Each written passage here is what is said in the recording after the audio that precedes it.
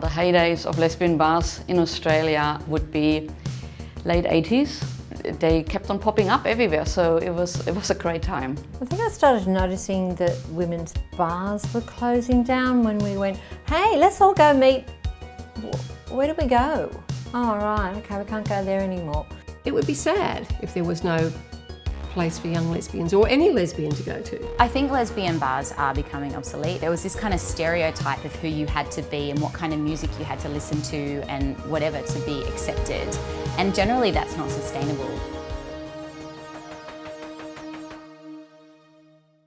My name's Alison Fattel and this is my partner Jane, and we met at Hunters in 1990. So that's 28 years that we've been together. Hunters was spectacular. It was packed, always packed. It was packed. The music was good, the women were good looking, everybody was friendly. And you know, whether you're with somebody or not, it was lovely to see lovely women. Yeah. You know, it's just, you know, to see women dance together is still thrilling for me. Prior generations, you know, even 10, 20 years before that would have been extremely difficult because it was so much more closeted. One, it was illegal.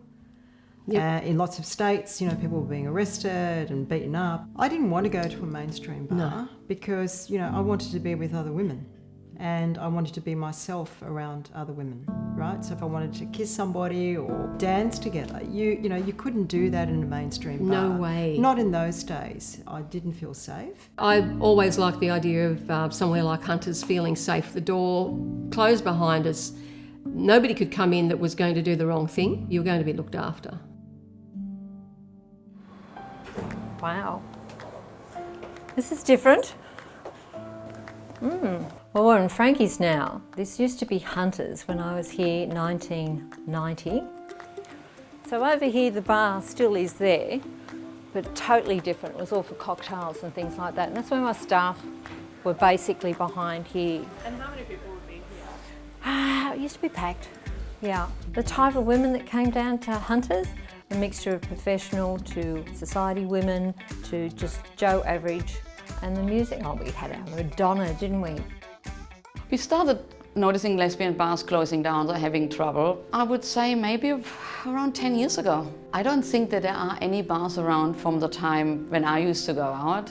I think those bars have closed down because the need for being part of the community has been met. You get your, we call it the lesbian fix, through social media. Business is business. If you want to make a regular bar for women, it won't sustain. It will eventually fade out. The gay scene for men seems to be very alive and well. You know, very defined bars, clubs, always has been very strong. But women, we always had this joke, right? If it's raining, a lesbian won't go out. And it's true. Get a hair wet. So 20 years ago, the traditional lesbian looked quite lesbian. Today, they are very comfortable looking the way they would like to look, like being femme, being butch. They don't have to change their appearance to belong to a community. A lot of those femme-looking women are often turned away at lesbian bars. Those women and their friends, they say, this is too extreme for me. I went to a couple of lesbian nights and parties in Sydney, so Girlfing, Bitch, Moist, and I wigged the fuck out. They were intense and they were really full on and kind of like hectic nightclubs, and I was like, weak, and then got out of there real quick. People just want to be who they are, and specifically lesbian bars may not have been accepting to that, like turning away people because I didn't have a flat cap on and baggy jeans, you know what I mean? I didn't feel very comfy with my heterosexual friends with me, males specifically, and secondly, like the music was daggy, so we were like, let's just start something that we want to go to and have fun at. So Heaps Gay happens once a month, and it has been happening once a month for the last 5 years. 400 people turned up at the first one, and it was so mixed. It was like, honestly, 50-50 male, female. There was probably like 50-50 heterosexual to queer community, and it was awesome. You can be any age, any gender, sexuality, and just turn up and you're coming to a house party and there's no judgment. And that's kind of how it started. I think that these spaces have definitely taken over from the old school gay bar idea.